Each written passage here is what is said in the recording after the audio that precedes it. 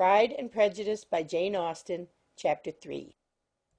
Not all that Mrs. Bennet, however, with the assistance of her 5 daughters, could ask on the subject was sufficient to draw from her husband any satisfactory description of Mr. Bingley. They attacked him in various ways, with barefaced questions, ingenious suppositions, and distant surmises, but he eluded the skill of them all, and they were at last obliged to accept the second-hand intelligence of their neighbour, Lady Lucas. Her report was highly favourable. Sir William had been delighted with him.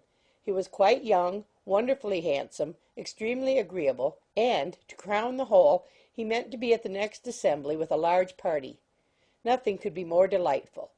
To be fond of dancing was a certain step towards falling in love, and very lively hopes of Mr. Bingley's heart were entertained. "If I can see but one of my daughters happily settled at Netherfield," said Mrs. Bennet to her husband, "and all the others equally well married, I shall have nothing to wish for." In a few days Mr. Bingley returned Mr. Bennet's visit, and sat about 10 minutes with him in his library. He had entertained hopes of being admitted to a sight of the young ladies, of whose beauty he had heard much, but he saw only the father. The ladies were somewhat more fortunate, for they had the advantage of ascertaining from an upper window that he wore a blue coat and rode a black horse. An invitation to dinner was soon afterwards dispatched, and already had Mrs. Bennet planned the courses that were to do credit to her housekeeping, when an answer arrived which deferred it all. Mr. Bingley was obliged to be in town the following day, and consequently unable to accept the honour of their invitation, etc.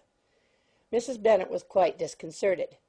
She could not imagine what business he could have in town so soon after his arrival in Hertfordshire, and she began to fear that he might be always flying about from one place to another, and never settled at Netherfield as he ought to be. Lady Lucas quieted her fears a little by starting the idea of his being gone to London only to get a large party for the ball, and a report soon followed that Mr. Bingley was to bring 12 ladies and 7 gentlemen with him to the assembly. The girls grieved over such a number of ladies, but were comforted the day before the ball by hearing that instead of 12 he brought only 6 with him from London, his 5 sisters and a cousin, and when the party entered the assembly room it consisted of only 5 altogether: Mr. Bingley, his 2 sisters, the husband of the eldest, and another young man. Mr. Bingley was good-looking and gentlemanlike. He had a pleasant countenance and easy, unaffected manners. His sisters were fine women with an air of decided fashion. His brother-in-law, Mr. Hurst, merely looked a gentleman, but his friend, Mr. Darcy, soon drew the attention of the room by his fine, tall person, handsome features, noble mien, and the report, which was in general circulation within 5 minutes after his entrance, of his having 10,000 a year. The gentlemen pronounced him to be a fine figure of a man. The ladies declared he was much handsomer than Mr. Bingley, and he was looked at with great admiration for about half the evening, till his manners gave a disgust which turned the tide of his popularity. For he was discovered to be proud, to be above his company and above being pleased, and not all his large estate in Derbyshire could then save him from having a most forbidding, disagreeable countenance, and being unworthy to be compared with his friend. Mr. Bingley had soon made himself acquainted with all the principal people in the room. He was lively and unreserved, danced every dance, was angry that the ball closed so early, and talked of giving one himself at Netherfield.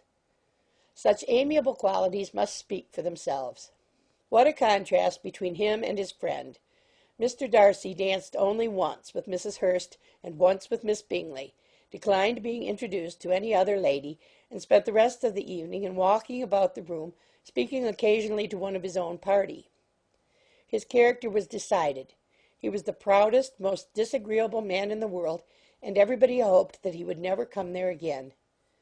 Amongst the most violent against him was Mrs. Bennet, whose dislike of his general behaviour was sharpened into particular resentment by his having slighted one of her daughters. Elizabeth Bennet had been obliged, by the scarcity of gentlemen, to sit down for 2 dances, and during part of that time Mr. Darcy had been standing near enough for her to hear a conversation between him and Mr. Bingley, who came from the dance for a few minutes to press his friend to join it. "Come, Darcy," said he. "I must have you dance. I hate to see you standing about by yourself in this stupid manner. You had much better dance." "I certainly shall not. You know how I detest it. Unless I am particularly acquainted with my partner, At such an assembly as this, it would be insupportable. Your sisters are engaged, and there is not another woman in the room whom it would not be a punishment to me to stand up with. I would not be so fastidious as you are, cried Mr. Bingley. for a kingdom. Upon my honour, I never met with so many pleasant girls in my life as I have seen this evening, and there are several of them you see uncommonly pretty. You were dancing with the only handsome girl in the room, said Mr. Darcy, looking at the eldest Miss Bennet.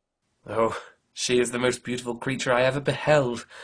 But there is one of her sisters sitting down just behind you, who is very pretty, and I dare say very agreeable. Do let me ask my partner to introduce you. Which do you mean? And turning round, he looked for a moment at Elizabeth, till catching her eye, he withdrew his own, and coldly said, She is tolerable, but not handsome enough to tempt me. I am in no humour at present to give consequence to young ladies who are slighted by other men. You had better return to your partner and enjoy her smiles, for you are wasting your time with me. Mr. Bingley followed his advice. Mr. Darcy walked off, and Elizabeth remained with no very cordial feelings toward him. She told the story, however, with great spirit among her friends, for she had a lively, playful disposition, which delighted in anything ridiculous. The evening altogether passed off pleasantly to the whole family. Mrs. Bennet had seen her eldest daughter much admired by the Netherfield party. Mr. Bingley had danced with her twice, and she had been distinguished by his sisters. Jane was as much gratified by this as her mother could be, though in a quieter way. Elizabeth felt Jane's pleasure. Mary had heard herself mentioned to Miss Bingley as the most accomplished girl in the neighbourhood, and Catherine and Lydia had been fortunate enough never to be without partners, which was all that they had yet learnt to care for at a ball. They returned, therefore, in good spirits to Longbourn, the village where they lived, and of which they were the principal inhabitants. They found Mr. Bennet still up.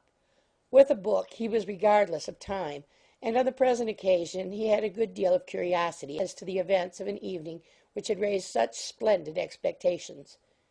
He had rather hoped that his wife's views on the stranger would be disappointed, but he soon found out that he had a different story to hear.